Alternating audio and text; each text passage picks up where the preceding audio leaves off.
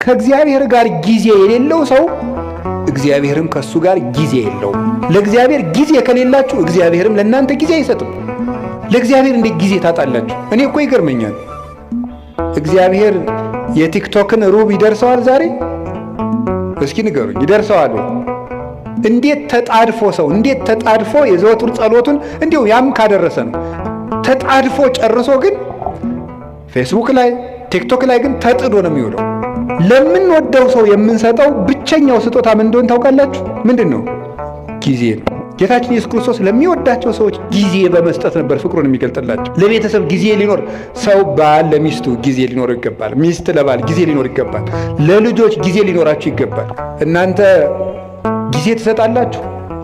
ቶሎ አልገባው ላለ ሰው ጊዜ ትሰጣላችሁ?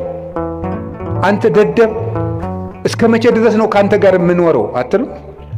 ጊዜ ትሰጣላችሁ? ቁማችሁ ትቆይታላችሁ? ሰው እስኪስተካከል ጠባዩ የከፋ ሰው እስኪስተካከል ትቆያላችሁ?